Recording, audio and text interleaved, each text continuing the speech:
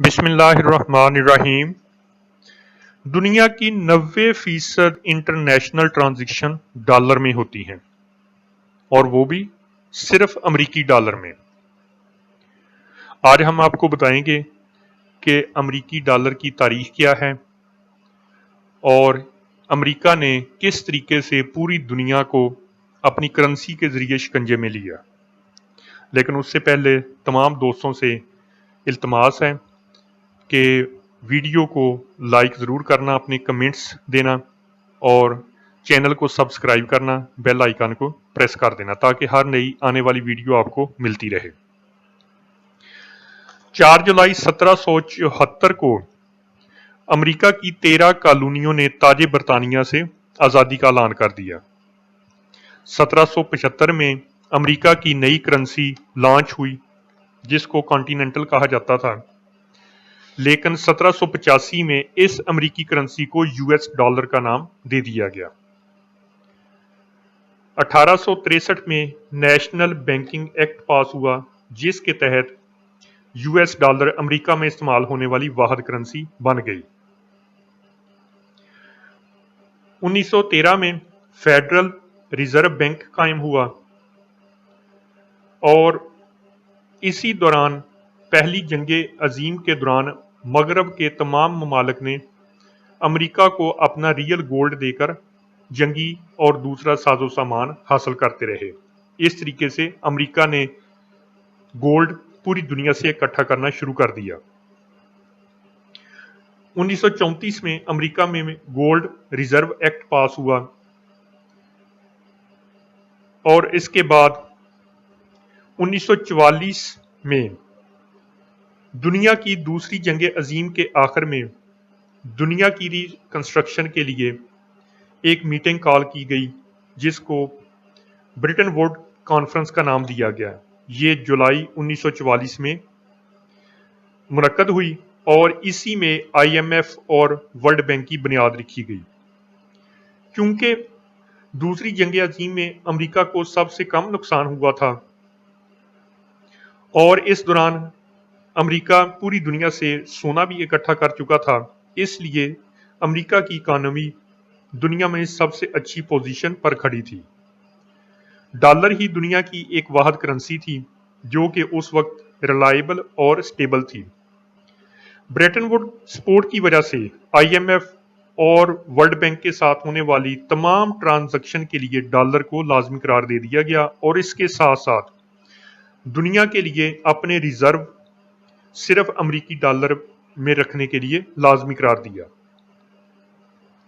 इसके बदले में अमेरिका ने पूरी दुनिया से वादा किया कि वो ना सिर्फ अमेरिकी डॉलर की प्रिंटिंग महदूद रखेगा बल्कि कोई भी मुल्क सिर्फ $35 के फिक्स रेट पर अमेरिका से डॉलर के बदले में गोल्ड को एक्सचेंज कर सकता है, क्योंकि अमेरिका के पास दुनिया का सबसे बड़ा गोल्ड रिजर्व था। इसके बाद डॉलर को इंटरनेशनल टेस्ट के लिए इस्तेमाल किया जाने लगा।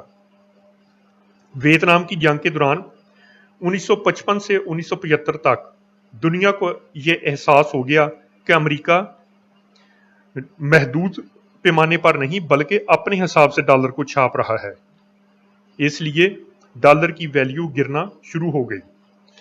1965 में फ्रांस के सदर ने अमेरिका से मुतालबा किया कि आप अपने डॉलर ले लें और हमारा सोना हमें वापस कर दें। फ्रांस की देखा देखी बाकी ममालिक ने भी सोने की डिमांड करना शुरू कर दी जिससे अमेरिका परेशान हो गया। 1971 में अमेरिकी सदर ने ऐलान किया कि अमेरिका किसी को भी सोना वापस नहीं करेगा और इसके साथ ही अमेरिकी सदर ने ब्रेटन वुड मुआहदा खत्म करने का भी ऐलान कर दिया। इस वजह से डॉलर की वैल्यू सिफर हो गई, लेकिन यहां अमेरिका ने डॉलर की वैल्यू बढ़ाने के लिए एक माइंड स्ट्रोक खेलना शुरू किया। अमेरिकी सदर सऊदी अरब के किंग के पास पहुंचे और सऊदी हुकूमत को मना लिया कि वो अपना ऑयल दुनिया को अमेरिकी डॉलर के बदले में बेचे और बदले में अमेरिका सऊदी अरब को آئل فیلڈ کی پروٹیکشن دے گا۔ یہی آفر امریکہ نے تمام اوپیک نیشنز کو دی۔ اس دوران 1971 سے 1973 تک کئی ایگریمنٹ امریکی حکومت اور عرب ممالک کے درمیان ہوئے۔ یہی وہ دور تھا جب عرب ممالک اسرائیل سے بری طرح مار کھا چکے تھے، اور اسی بلیک میلنگ میں امریکہ عرب ممالک کو پروٹیکشن دے رہا تھا کہ یا تو وہ اپنا آئل امریکی ڈالر کے بدلے میں بیچیں یا پھر اسرائیل کے ساتھ ایک اور جنگ کے لیے تیار ہو جائیں۔ یہ بیچارے عرب ممالک جو کل تک اپنا آئل ریئل گولڈ کے بدلے میں بیچ رہے تھے، اب ان کاغذی ٹکڑوں کے بدلے میں بیچنے کو تیار ہو گئے جن کی ویلیو دنیا میں صفر ہو چکی تھی۔ اسی معاہدے کو پیٹرو ڈالر کا نام دیا گیا، جس سے امریکہ انتہائی طاقتور ہو گیا۔ لیکن اس کے ساتھ ہی عرب ممالک کو بہت جلد اپنی غلطی کا احساس ہو گیا، کیونکہ امریکہ نے عرب ممالک کو بیوقوف بنا کر ہر قدم پر اسرائیل کی ہی سپورٹ کی۔ جب بھی کوئی عرب ملک اس معاہدے کو توڑنے کی سوچتا ہے تو اسے صدر صدام حسین اور کرنل قذافی کا انجام یاد آ جاتا ہے۔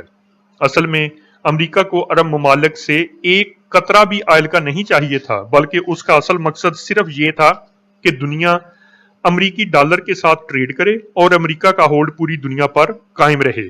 یہی ہے اصل امریکہ کی طاقت، جس کی وجہ سے پوری دنیا اس کے پنجے میں ہے۔ یہ تو ہو گئی امریکی ڈالر کی ہسٹری۔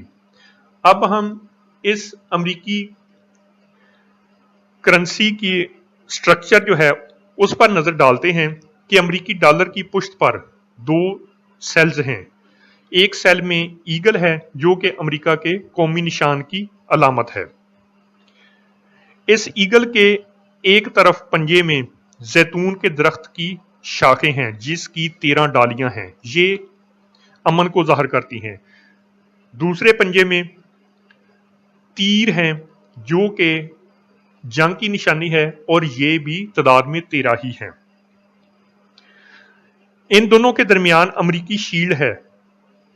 امریکی شیلڈ پر اگرچہ ستارے موجود ہیں، لیکن کرنسی نوٹ پر امریکی ستارے جو ہیں شیلڈ پر موجود نہیں ہیں، بلکہ اس کے اوپر موجود ہیں۔ ان کی بھی تعداد 13 ہی ہے۔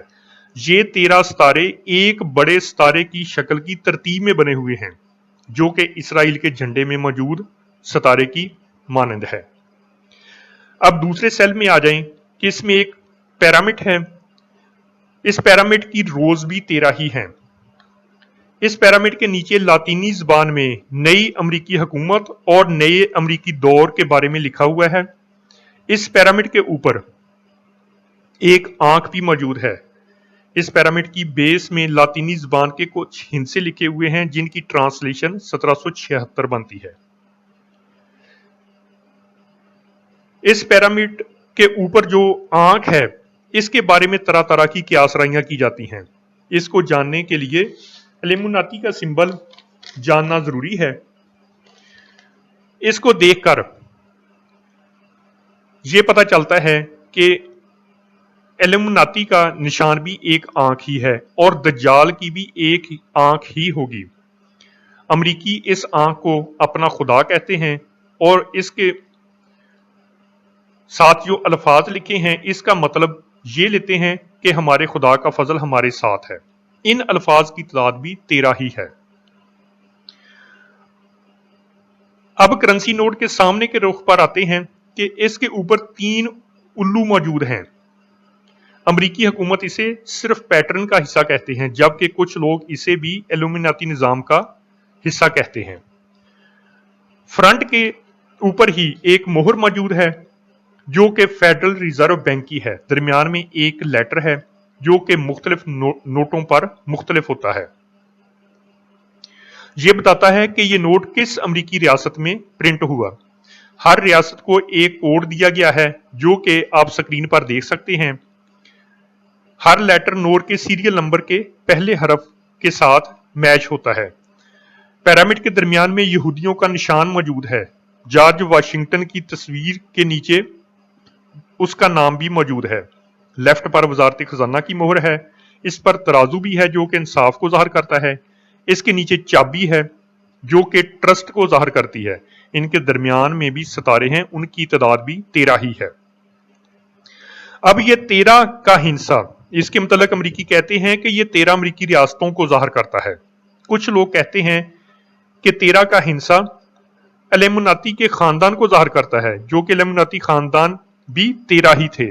اب یہ فیصلہ ہم اپنے سامعین پر چھوڑتے ہیں کہ ڈالر کا تعلق واقعی ایلیمناتی اور دجال کے ساتھ ہے